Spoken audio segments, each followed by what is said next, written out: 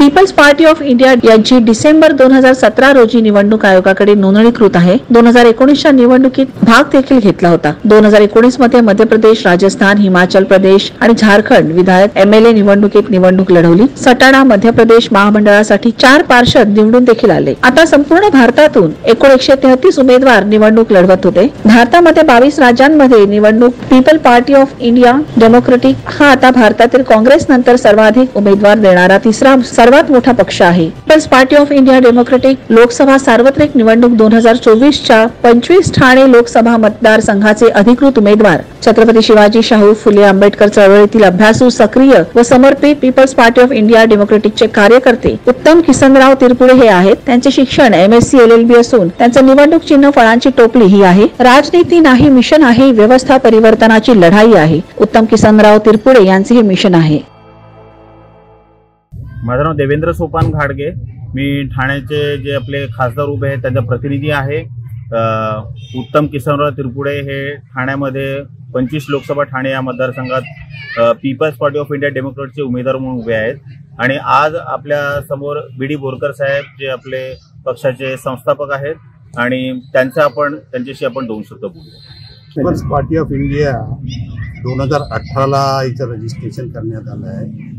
ही party मुख्यत्वे करून याच्यासाठी बनवलेली आहे की ह्या देशामध्ये जवळजवळ 73 पॉलिटिकल पार्टी आहेत आणि प्रामुख्यानं 2 नॅशनल पार्टीज आहेत, अजूनही आहेत, आणि जवळजवळ 5 ते 6 स्टेट लेवलच्या रजिस्टर्ड रिकॉग्नाइज पार्ट्या आहेत. पण ह्या पार्ट्यांनी आजपर्यंत ह्या देशातील जो मूळ निवासी बहुजन समाज आहे, जो 90% आहे, त्यांचे जे मूलभूत अधिकार भारताच्या संविधानामध्ये दिलेले आहेत त्यांना ते अजूनही मिळालेले नाहीत आणि म्हणून ही पार्टी बनवण्यात आली. ह्या पार्टीतर्फे आमचा जर तुम्ही मॅनिफेस्टो जर बघितला तर त्यांचे जे मूलभूत अधिकार आहेत ते त्यांना देण्याच्यासाठी ही पार्टी कार्यरत राहील पार्लमेंटमध्ये. आणि विशेष म्हणजे ह्या देशामध्ये स्पेशली महाराष्ट्राच्या संबंधानं जर बोलायचं झालं तर जवळजवळ 63,000 शाळा ज्या सरकारी शाळा आहेत त्या बंद करण्यात आलेल्या आहेत. त्याच्यामुळं होणार हे आहे की प्रत्येक वर्षी जवळजवळ 17 ते 18 लाख मुलांना शाळेपासून वंचित केल्या जाईल. मनुस्मृतीमध्ये जे आम्हाला एज्युकेशनची बंदी होती ती नव्या पद्धतीनं आम्हाला एज्युकेशन पासून वंचित करण्यात येत आहे. आणि एकदा जर एज्युकेशन पासून आम्ही जर वंचित झालो तर मग सरकारी नोकऱ्यांमध्ये येण्याचा प्रश्न उद्भवत नाही. अशा पद्धतीनं पुन्हा ह्या देशामध्ये मनुस्मृती आणण्याचा प्रकार सुरू आहे. त्याच्यासाठी आम्ही पूर्णपणे विरोध करणार आहोत. मी संदेश जाधव, पीपल्स पार्टी ऑफ इंडियाचा एक कार्यकर्ता आहे. तर आता ज्या लोकसभेच्या इलेक्शन होणार आहे त्या इलेक्शनमध्ये ठाणे लोकसभा मतदारसंघातनं आपल्या स्थानिक उमेदवार उत्तम किसनराव तिरपुडे हे आपल्याला मार्गदर्शन करतील. मी उत्तम किसनराव तिरपुडे, राहणार ठाणे येथून Peoples Party of India Democratic ह्या पक्षातर्फे ठाणे लोकसभा मतदारसंघातून उभा आहे खासदारकी करता. आणि माझा उद्देश आहे की आपल्या बहुजन लोकांना जे अधिकार अजूनपर्यंत संविधानाप्रमाणे हवे आहेत ते अजूनपर्यंत मागच्या सरकारांनी यांना दिलेले नाही. त्याकरता मी पुढे झटणार आहे असं मी माझ्यातर्फे जाहीर करतो. म्हणून मी निवडणुकीमध्ये उभा आहे. संविधानाला वाचवण्याकरता संविधानामध्ये अधिकार दिलेले आहे ते लोकांपर्यंत पोहोचवणे हेच माझं कर्तव्य आहे. आणि आमच्या पक्षाच्या जाहीरनाम्यात बऱ्याच काही बाबी लिहिलेल्या आहेत. त्यामध्ये प्रत्येक बेसहारा लोकांना 3,000 रुपये प्रति महिना आम्ही पक्षातर्फे देण्याचा प्रयत्न करू जर आमची सरकार ह्या लोकसभेत निवडून आली, हा आम्हाला चान्स मिळाला तर. तसेच महिलांना सुद्धा 50% प्रतिनिधित्व देण्यात येईल. लोकप्रतिनिधींना एकच पेन्शन दिली जाईल असं आम्ही पक्षातर्फे जाहीर करतो. तसेच सरकारी कर्मचाऱ्यांना एक जुनी पेन्शन लागू करण्यात येईल आणि जातीनिहाय जनगणना करण्यात येईल. आणि बहुजन समाजाला फुकट खाऊ प्रवृत्तीपासून निवृत्त म्हणजे दूर करण्याचा प्रयत्न आम्ही करू. त्यांना चांगलं जगण्याकरता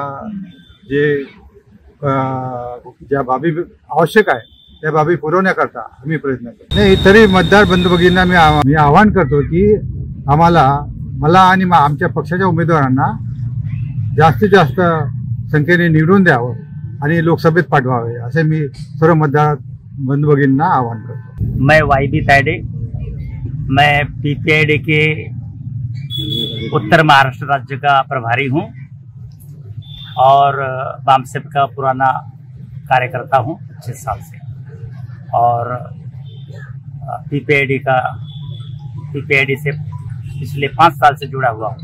आज हमारे साथ हमारे साथी 23 भिवंडी लोकसभा मतदार संघ से खड़े हैं कलीम अंसारी साहब। ये हमारी जो राष्ट्रीय पार्टी है पीपीआईडी, उसके राष्ट्रीय उपाध्यक्ष है, और ये आज आपके सामने भिवंडी पार्लियामेंट्री कॉन्स्टिट्यूंसी के तरफ से इस इलेक्शन में आपसे मुखातिब हो रहे हैं। मेरा नाम मोहम्मद कलीम अंसारी, मैं Peoples Party of India Democratic का वर्तमान में राष्ट्रीय उपाध्यक्ष हूँ, और इस इलेक्शन में मैं 23 भिवंडी लोकसभा निर्वाचन क्षेत्र से उम्मीदवार हूँ।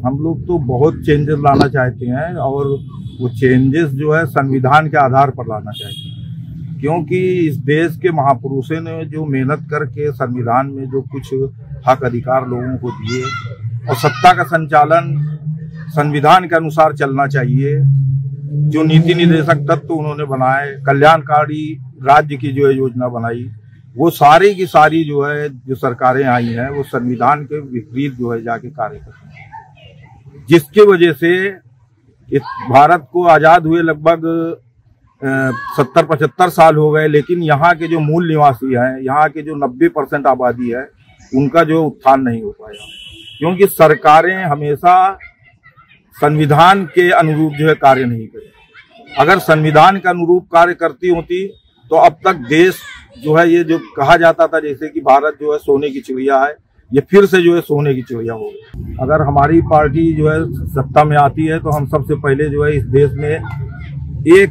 तरह की शिक्षा सभी को मिलना चाहिए, चाहे वो चपरासी का हो, चाहे राष्ट्रपति का बेटा हो, सबको एक तरह की शिक्षा मिलना चाहिए। शिक्षा जो है मुफ्त होनी चाहिए, और हम शिक्षा का जो है राष्ट्रीयकरण करेंगे, और जितने भी प्राइवेट लोग शिक्षा में जो है आ चुके हैं उन सबको प्राइवेट से जो है शिक्षा को जो है मुक्त कर दिया जाए। दूसरा हमारा मुद्दा जो है स्वास्थ्य सेवाएं जो है मुफ्त में मिलनी चाहिए, क्योंकि स्वास्थ्य सेवाओं की वजह से लोग जो है बहुत ज्यादा परेशान है, और इसकी वजह से उनका घर द्वार तक बिक जाता है। तो हम चाहते हैं कि यहाँ पर स्वास्थ्य सेवाएं फ्री रहें, ताकि लोगों को आसानी से जो है उनको जो है इलाज उनका हो सके।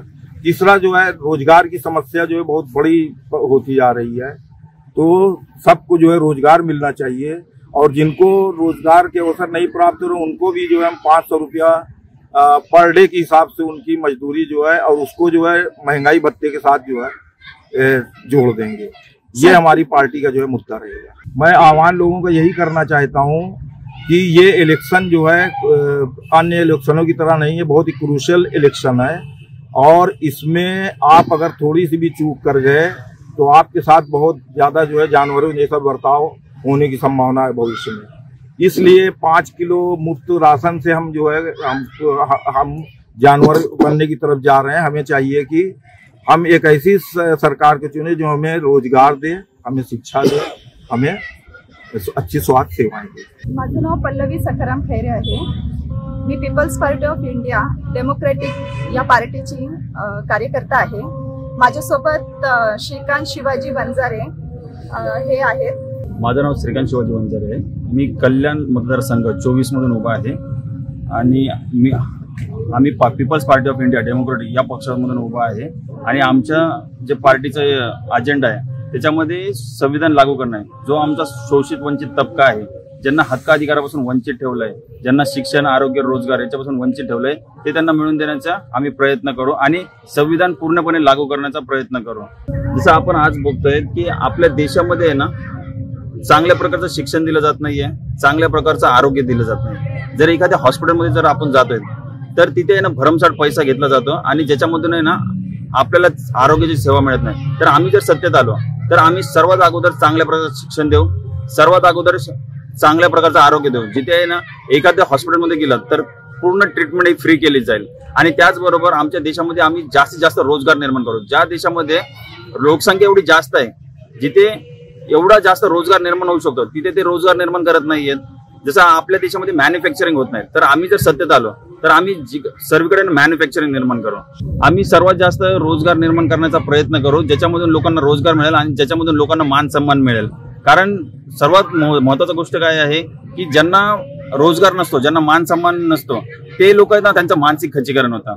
तर आम्ही पार्टीच्या माध्यमातून उभा आहेत, कारण की आम्ही लोकांचं मानसिक खच्चीकरण होऊन द्यायचं नाही। आम्ही आमचा जो शोषित वंचित तबका आहे त्यांना म्हणजे उभं करायचं आहे, त्यांचा मान सन्मान उभा करायचा आहे। याच्यामुळे मी जनतेला आवाहन करतो की तुम्ही तुमची विवेक बुद्धी जागृत ठेवा आणि त्यानुसारच तुम्ही तुमचं मत हे करा। कारण तुम्ही जर तुमचं मत व्यक्त म्हणजे चांगल्या प्रकारे मत व्यक्त केलं नाही तर तुम्हाला जी अवस्था आहे त्याच अवस्थेत जीवन जगावं लागेल। त्याच्यामुळे तुम्ही तुमचं मत व्यक्त करा आणि योग्य प्रतिनिधी निवडून पाठवा। मला जास्तीत जास्त मताने निवडून द्या ही मी तुम्हाला सर्वांना रिक्वेस्ट करतोय।